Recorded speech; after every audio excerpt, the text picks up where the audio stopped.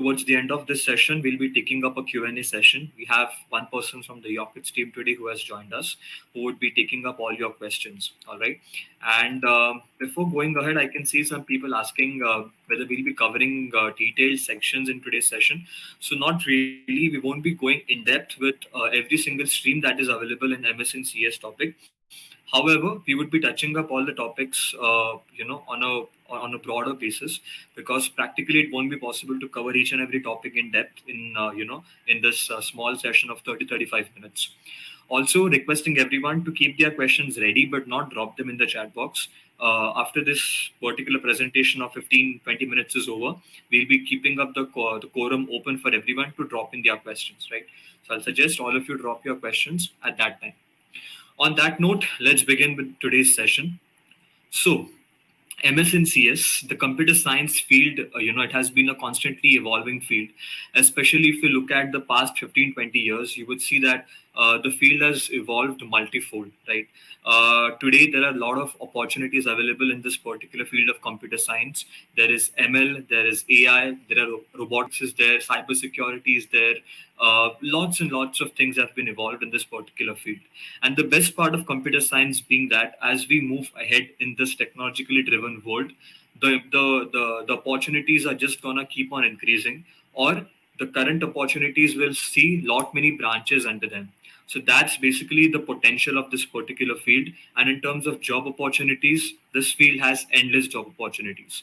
At a time wherein industries like automobiles and restaurant industries were touted as industries which would never die, this is exactly what CS has happened today.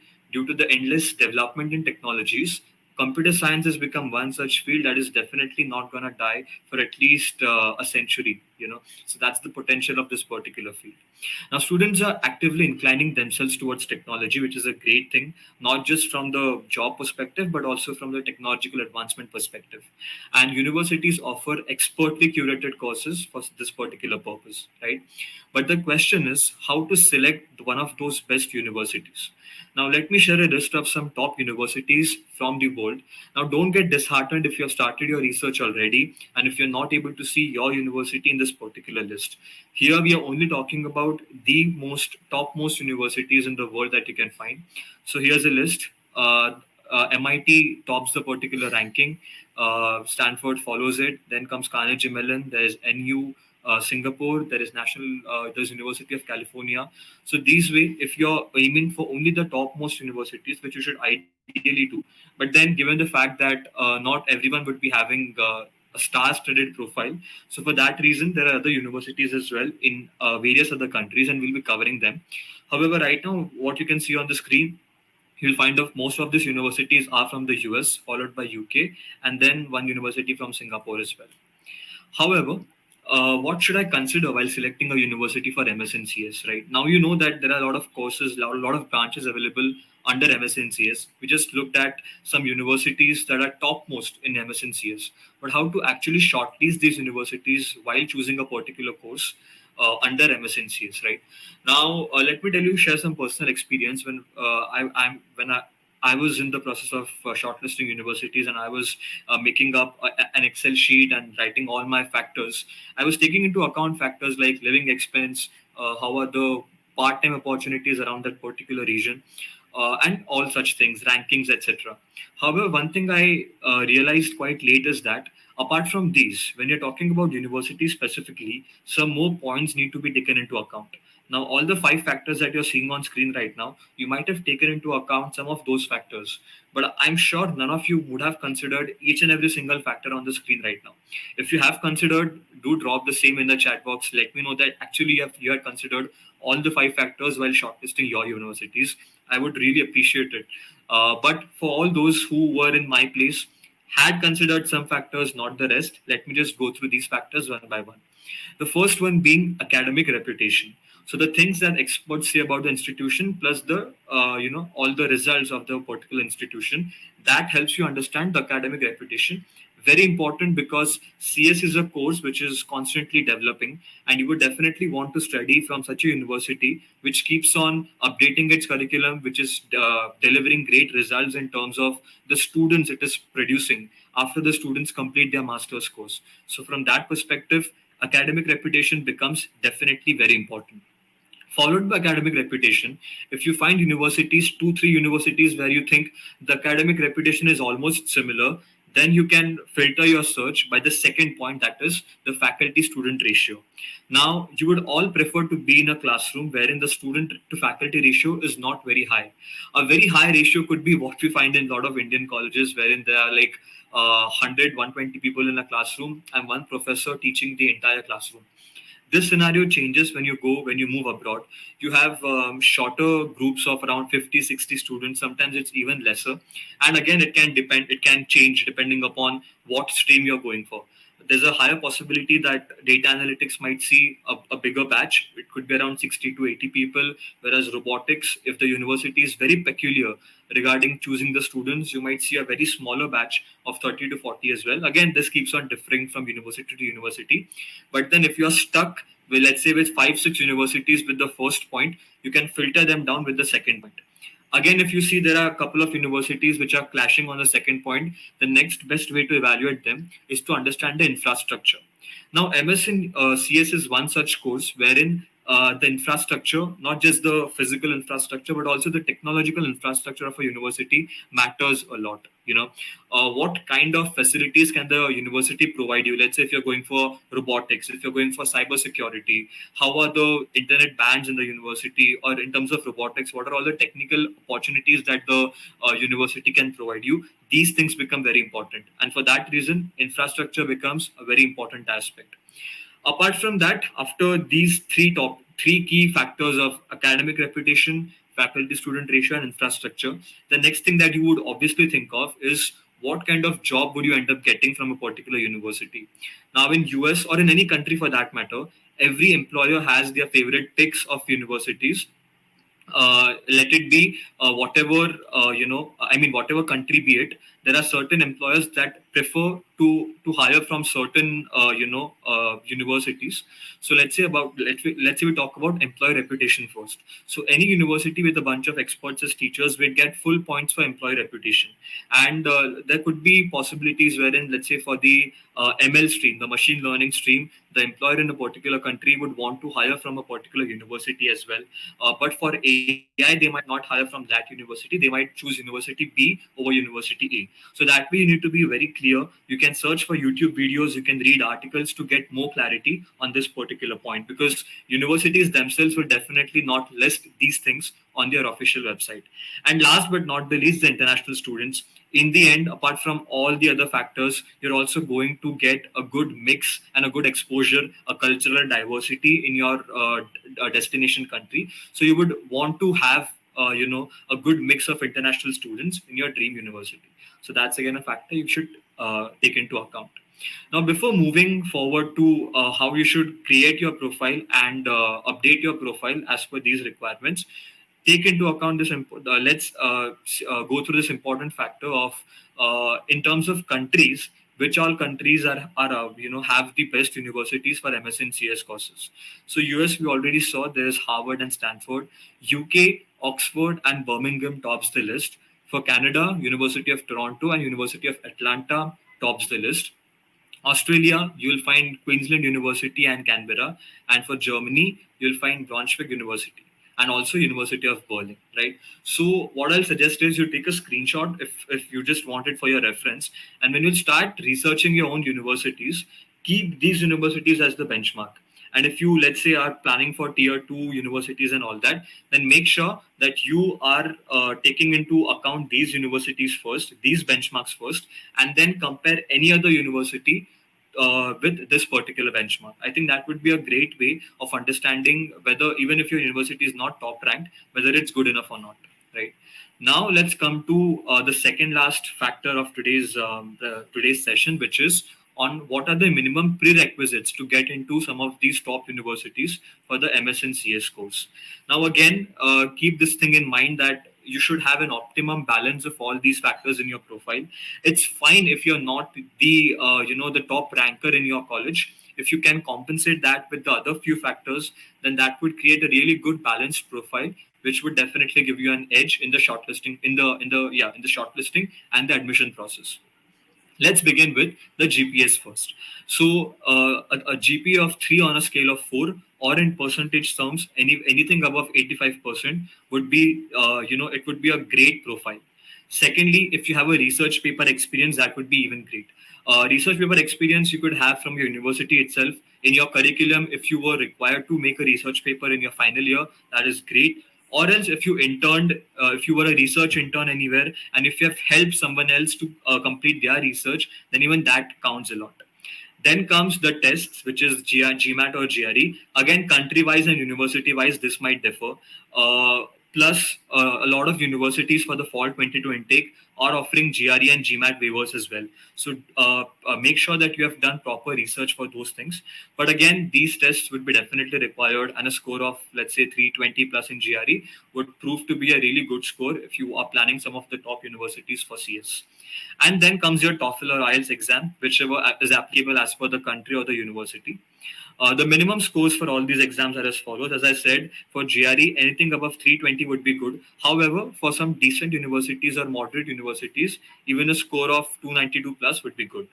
TOEFL, there should be a score of 87 to 102. And for IELTS, you should be in a band of 6.5 to 7.5. However, it's always better to be in a band of 7.5 and upwards. And last but not the least, your work experience for MS and CS would also count a lot, especially if you have already decided what stream you want to go to. Then having the proper experience would definitely count, would definitely matter a lot. Also, because a lot of freshers from engineering stream, they ought to directly apply for your masters, so if you're having a work experience, if you've worked for around, let's say, 1, 2, or 3 years, that would definitely matter a lot in your final application. And last but not the least, coming to the benefits of why should you pursue your masters in CS, especially why should you pursue it from abroad. So these are some pointers that I would like to take you through. The first thing being exposure to technology. I do not mean to derive any comparisons between India and the abroad countries, but one thing is true, is that the technological advancements that you'll find in countries like US and UK is definitely way ahead. In fact, UK is way ahead, almost 6 years ahead in terms of world education. So that way, you're getting exposed to great technology. Secondly, career opportunities. It's a no-brainer that the career opportunities that you would find in countries like US for MS and CS, those pay packages are much hefty than what you would find in any other country. In terms of job growth, as we discussed at the beginning, that this is one such industry which is not going to die. In fact, moving forward, and as the technology keeps on progressing, you'll find a lot more branches coming in these particular current branches of MS and CS. So that way, it provides you a stable job growth as well. Again, in terms of a lot of other courses that we compare, let's say if you're planning to do any other course, it could be MS in finance or marketing. So this is not a statement that we can hold true. However, it is generally observed that MS and CS students would tend to earn higher than any other master's courses students. And lastly, increased career opportunities. So the career opportunities are they have not just increased abroad, but also if you tend to if you're planning to come back to India, if you're a person who is kind of homesick, and if you think you won't be able to work for a longer period abroad, then again in India also, due to the emergence of a lot of tech startups, and also in general the technological advancements have happened a lot in the past 5-6 years. Even that way, India is providing you really great career opportunities. So that way, if you see MS and CS, especially doing a master's abroad, looks like a great, it's the best thing that you can do for your profile right now. And anywhere, if you feel you face any disturbances, YOCKET is definitely there to help you.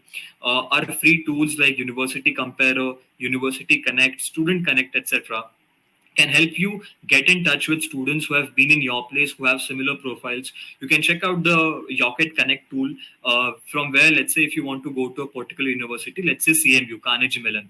So if you search for Carnegie Mellon University under YOCKET Connect, you will get a list of all the people who have got an admit or who have got rejected in that particular university. And that's not just it. You can actually check out what were their profiles, what was their GPA, their GRE scores, their GMAT scores, etc. And you can understand how do you stand against them. And we have gone a step further, And the best part being that if you have some doubts and you want to get those doubts cleared with that particular student itself, you can also go ahead and message them. So this way, YOCKET has a lot of free tools with which we can help you. But at the same time, we also have a great premium service called YOCKET Premium, and you can check out all our plans on YOCKET Premium's website. I'll be sharing a link of YOCKET Premium in the chat box because now we are moving towards the Q&A session. So I would like to leave you with two important links. One link is of YOCKET Premium plans, and the second link is to book a free consultation call with us, wherein you can get all your queries answered. In today's session, now in the next 15 minutes, we'll try to answer as many questions as possible. But I would definitely recommend you to book this free consultation call because with the help of this call, you would be able to solve all your queries at length. On that note, we have reached to the end of today's session on MS and CS, and now the quorum is open for all the questions. I'm keeping the chats visible to all the public so that you can, if you have any similar questions, that question can also get answered through some other person's question. Go ahead, shoot your questions, and our teammate Hamza will take up all of them. Thank you. Hello, everyone. Thank you, Shaunak. So, hi guys. I'm here to solve your doubts if you have any of them, and let's have a conversation about it.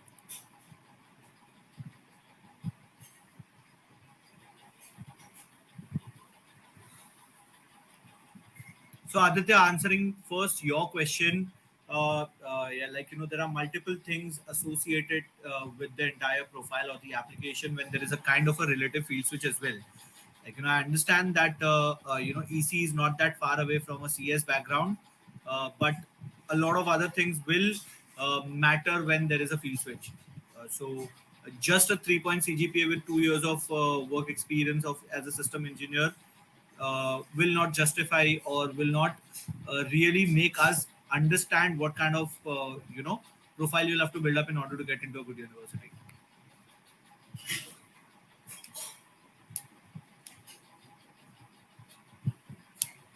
So Aradhana, there are multiple things like Shaunak also mentioned that your profile, the work experience, the technical research papers, the kind of things that you have done, which is associated to computer science as a background, right? All those things will actually make a difference. It may be,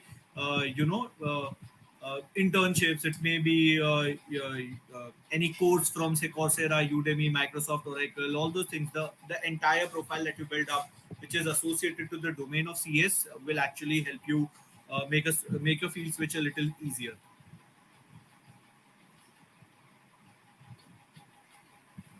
So Girish, yes, there will always be some kind of an advantage if you have a good CGPA from tier 1 universities from any part of the world. Not only India, but even if you have a good profile or a good CGPA from a tier 1 university, of course, it will actually make a difference.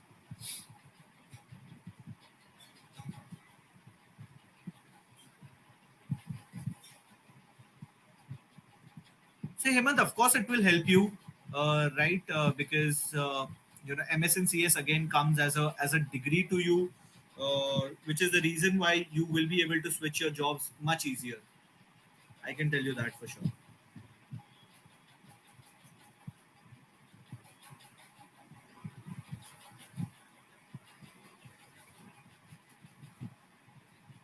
So weightage will be given to you, Laksh, depending upon the university that you are applying for. There are universities who have sectional-wise cutoffs as well for TOEFL. There are universities who look at an overall score, and if not, you are meeting the prerequisite. But of course, a good amount of weightage will be given to the particular to the TOEFL score, because it's not only the university prerequisites that you'll be looking at, but you'll also be looking at the competitive prerequisites. So that is also part of the reviewing process or the university shortlisting that you'll have to do accordingly.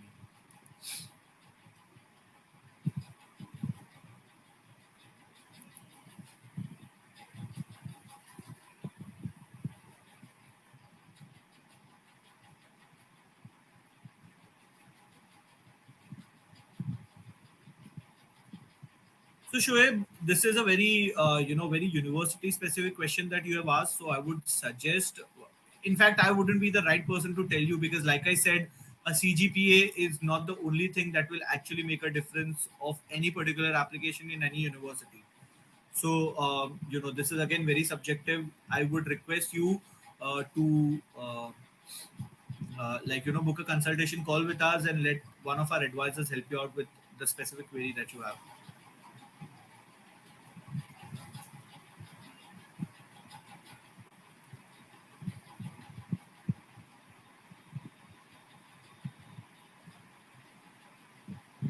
The scores that you submit, of course, if at all you are applying to a certain university, if at all you don't submit your second score to the university, they won't consider it, right, Girish? So you don't have to worry about what score will be considered. If in the second attempt you are getting a better score, submit the newer scores to the universities and that will be considered.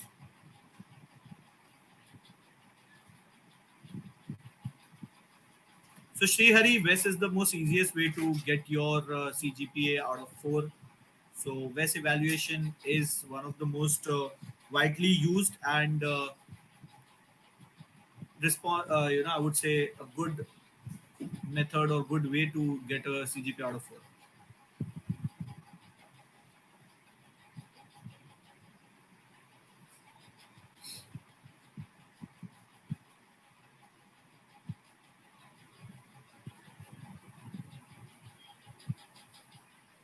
MS in CS and MS in data science. I mean, what exactly it is? It is again a very, highly debatable and a very, lengthy conversation that we can have over this. So this is again not something that I can, answer it right now. But for that, I would again request you to book a consultation call with us, and our advisors will help you understand that.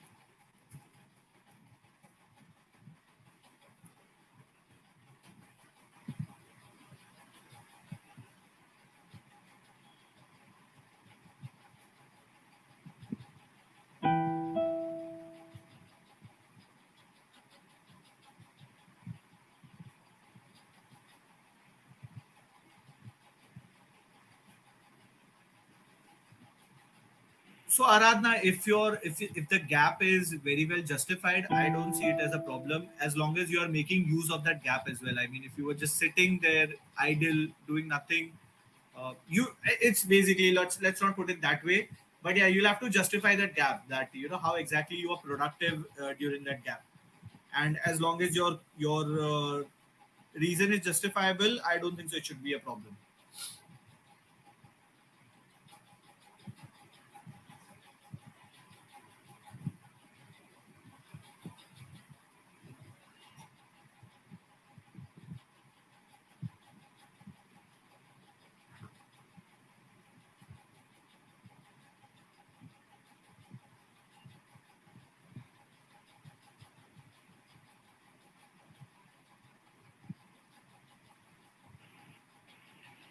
All right.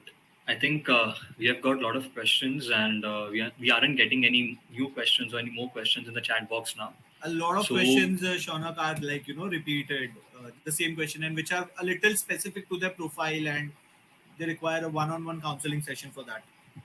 Yes, Hamza, that's correct. So basically, Hamza has tried his best to answer all the questions that he could in this particular short Q&A session. But again, if your question required you to provide us with more details, in that case, I'll highly recommend you to book the consultation call. I have shared the link of the same at the top of the chat box. Apart from this, I would also like to share another thing with all of you. We have a lot of events coming up, similar events coming up in this week as well. In fact, we also have an event at 7 p.m. today, later today, at 6:30 p.m. later today. So you can check out and register for all those sessions through this particular link that I've shared in the chat box. You can also find it on YOCKET's website, yocket.com/events, and you can check out all those events from there. Lastly, as I had mentioned that we have a premium plan as well. So I'm sharing the link of YOCKET Premium's website in the particular chat box. You can check out all our plans from there. On that note, I would like to thank all the people who joined us today. Thank you, Hamza, for joining us and taking up all the questions. Also, thanks to all the people who joined us on YouTube. It was great having you guys. On that note, let's meet up in some upcoming sessions and hope to see you soon. Goodbye and have a good day.